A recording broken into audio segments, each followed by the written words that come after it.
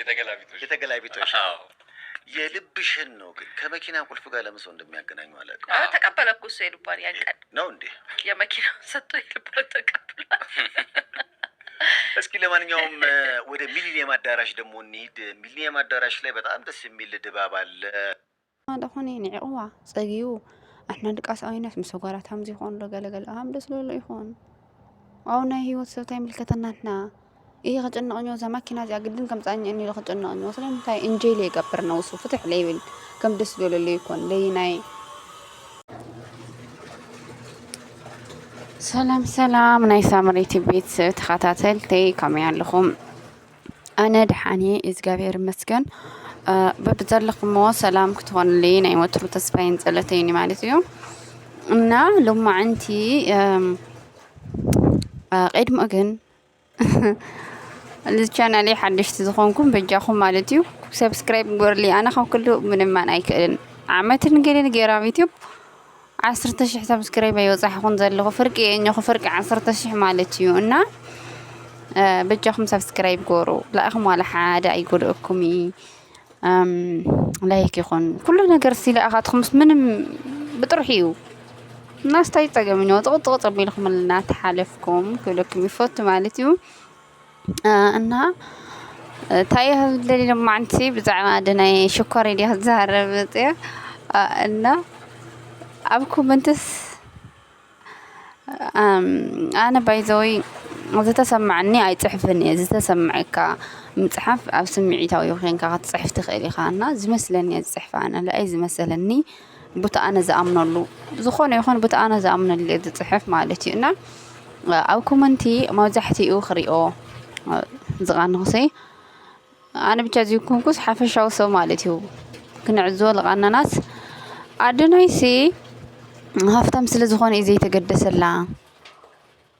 دخات زخون نيرو كقدس الله نيريو كاو خان دخات تخون نيرو لا حبشاس أي متقدسكم اللي معرهندو منامن تولو نيركم مالتيو إنه أقولها اللي لا كالي أنفت غيرو تو أنتن بزح نجارات تنكيف ولا مالتي تقول داي بزع ماكينة إنه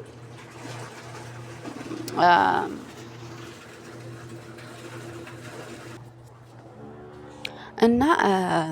تايخل درسي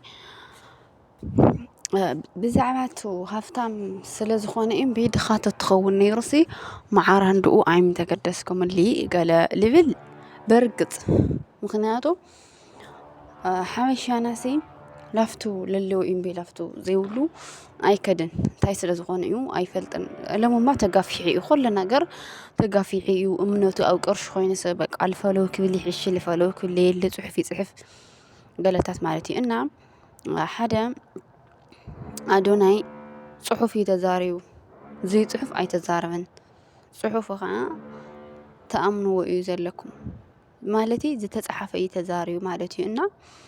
حد منهم نايس حقوس زي حقوسكم هفتم سلزخون كأخاني عكايا قال منام تولو هفتم لو للو خوسخ أي تقلقنيو أدوناي سجمركو هفتم يكونن تمان نقو أسدتي نيرها معنا هزي آتي لعدن بي أسدت نيرو أسدت لها الرئيم بزح مخري يلقسلنا نيرو لحواتو اللي بسدت للنا محلال فلنا نيرو أسدت كوينو مالتي بتغطل صقيمو نيرو كشكا مخفلنا يجي خراي سئينو نيرو أو سدت لها اللي بتكتوك حجزنا يوم مالتي حجز مو إنه بعمل اللوسو حجزوا بتكتوك إنه حدا تناتنا محبر نيوسف تايو حد سبسي صقم تنيرس أفتل الله خوني زدلي سلم تاي أنيردن بقى سبسي تلويتو خطريو قلم دستنيا ديليكون ولا تايو وهال حد يخردن ديكل هذا نايت مالي كالي معلتي نيرو أو قارب جيزة كمان مالتي كلنا نستوصينا كذا أو خالي أو كالي خنا تاسني سلم تايو سريحو ريهيصو سلة عابية مالتيو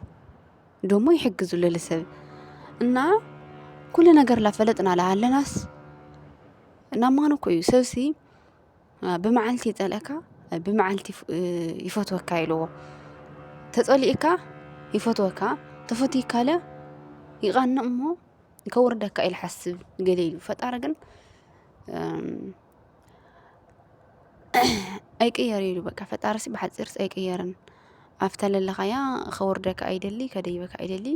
ኣይፀልአካ ኣይፈትወካ ሓንቲ እያ ናይ ፈጣሪስ ሓንቲ እያ ናትካ ፅቡቅ እዩ ዝደሊ ኣብ ከምዚ ደረጃ እዩ ነይሩ እሞ ላብኡ ኸወርደ እየ ላብኡ ኸደይብ እየ ገለታት ኣይብልን እዩ ስለዚ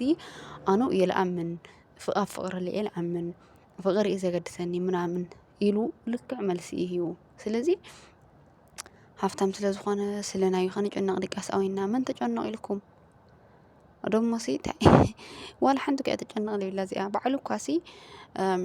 ከም ህዝቢ ይስማዓካ ኢድዩ ዋላ ኣነ ህዝቢ ውሽጢስ በቃ ኣደናይ ክወስዳታ ማኪና ድልየት ኣለኒ ልዕሊ መጠን ማለት እዩ በፍፅምሲ እዚ ሃምሲ ዕረት ገይረ ስለልሓስቦ ብሱር በቃ ክንሰዓርስ የብለናይ ኣደናይ ክወስዳ ኣለዋ እየ ልብል ኣነ ህዚ ኣነ ላዒ እዛ ማኪና እዚኣ ኣደናይ ክወስዳ ኣለዋ እየ ልብል ብውሽጠይ ማለት እዩ እና ከምኡ ትልበሎ እዩ ተጨኒቕካ ዝመፅእ ነገር የለ እዛ ማኪና ንኣደናይ ተኾይና ኣደናይ ክወስዳ እዩ ትወዲ ኣላ ማለት እዩ እና ልዕሊ ማኪና ይሰርሕ ኣሎ ምን ይትብልዎ ሰይፉ ዝበሃል 1,000,000 ሰብስክራይብ ኣለዎ ኣደናይ ግን ልዕሊ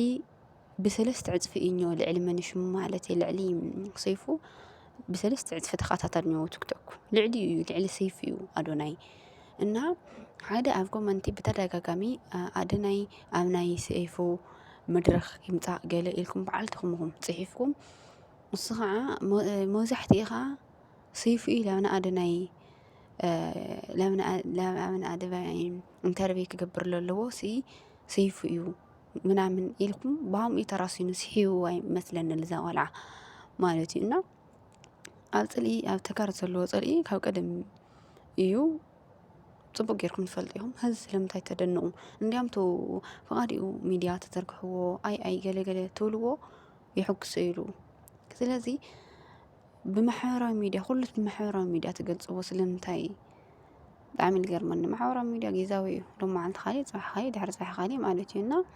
እሱ ደስ ዝበለ ክገብር መሰል እዩ ንስኻትኩም ግን ትትኽእልዎ ኢኹም ትገብሩ ተዛሪብኩም ኣውፅሕለይ ኢልኩም እንታይ እሞ ሉ ብትሓደ ዝንሰሚዑ ብትሓደ ዝናውፀ ይኸይድ እዩ ተስኻትኩም ትገብርዎ ዘለኩም ግን እንድሕር ኣደናይ ክስዕር ትደልይዎ ተኾንኩም ኣደናይ ተማኪና ክወስዳ ትደልይዎ ተኾንኩም እኮ